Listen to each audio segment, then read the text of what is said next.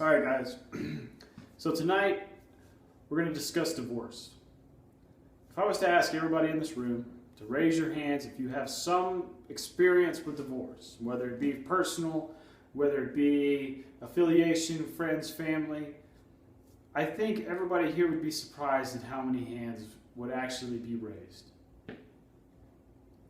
Me personally, unfortunately, I have a personal experience with divorce.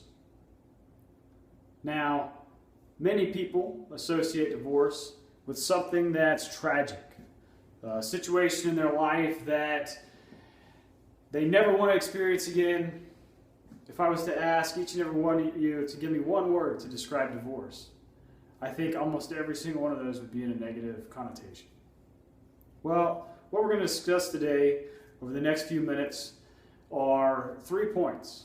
And with these 3 points, I'm going to show you that divorce is not a final decision. Divorce can actually be the answer for many people in many situations. Now, the National Center for Health Statistics in 2011 stated that over 50% of marriages ended in divorce. Over 50%. Okay? Think about that, 50%.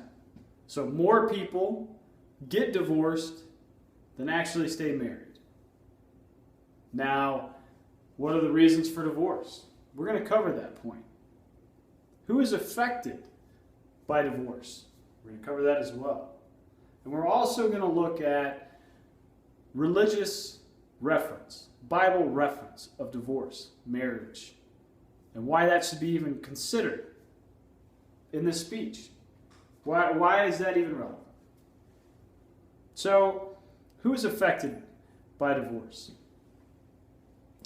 The National Coalition Against Domestic Abuse stated in a 2013 paper that they released that 1.3 million women per year are affected by domestic abuse at multiple levels, but they are affected by domestic abuse. Not every single one of these situations has to deal with marriage, but a very, very high percentage. Why is that relevant? Well, many people get divorces for a plethora of reasons. But let's break this down. An abusive relationship doesn't start as an abusive relationship, or it would have never started to begin with.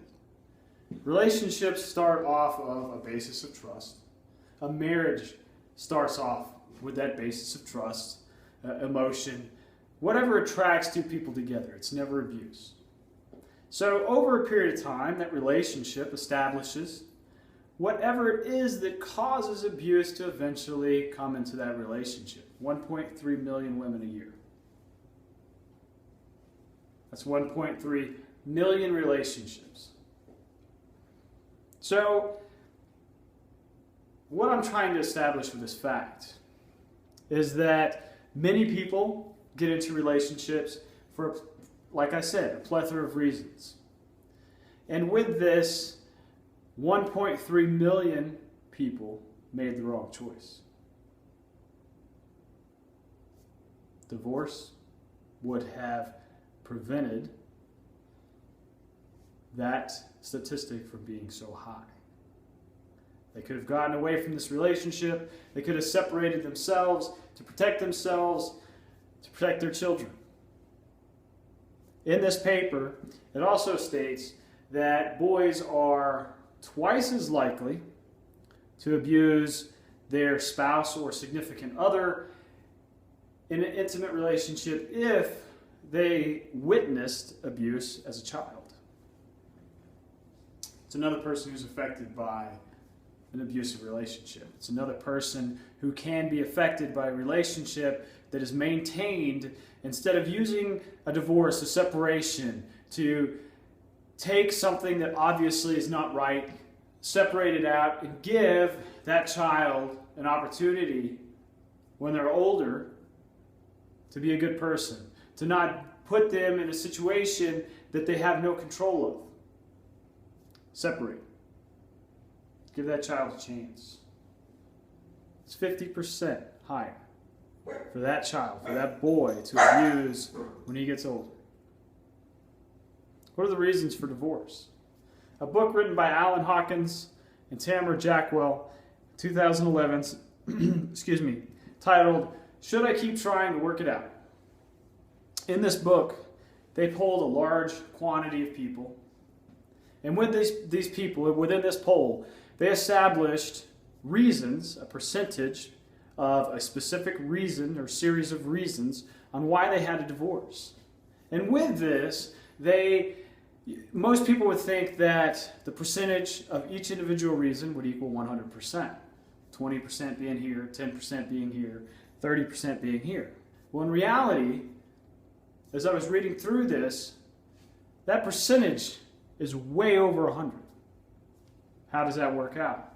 Well, there was not a single person polled that gave one specific reason for divorce. That being stated, what are the reasons? Well, regardless of the reasons, regardless of what actual specific reason, the reality is every single reason given had to do with the other spouse. Why is this fact relevant? This fact is relevant because ultimately, when it comes down to it, you are in control of yourself. That's it.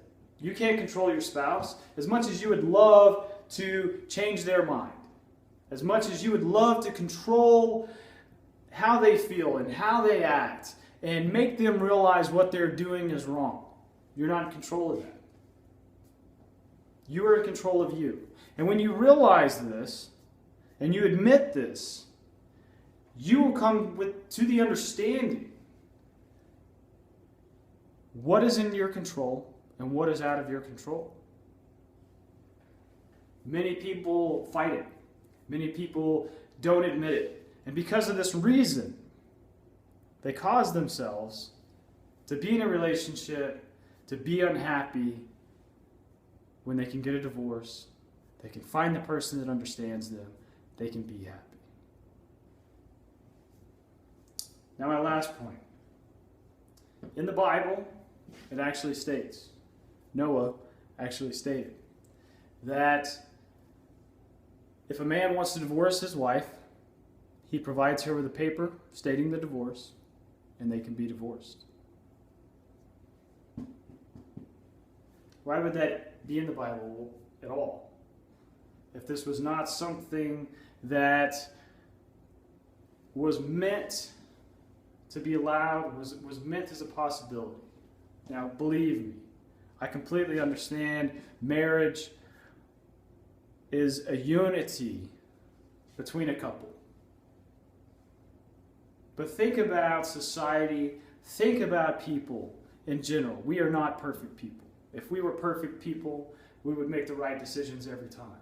We wouldn't get married unless we were 100% positive and sure that we could completely give ourselves, that our spouse could completely give themselves to us with no mistakes, no denial, no possibility of it being the wrong situation. We're human. The ability for us to do that is not there. So with this speech, guys, to bring it all together, divorce, in many people's eyes, is a negative thing. Well, I'm telling you right now, the divorce is an opportunity for people to get out of a situation that they shouldn't be in to begin with. We're not perfect. We make bad decisions. We make bad choices, and we get in situations that we shouldn't be in. Get a divorce. Separate yourself. Keep your children from being affected. Keep yourself from doing something you can't take away. Keep your spouse from doing something they can't take away. Admit it, walk away, find the right person, and be happy. Thanks, guys.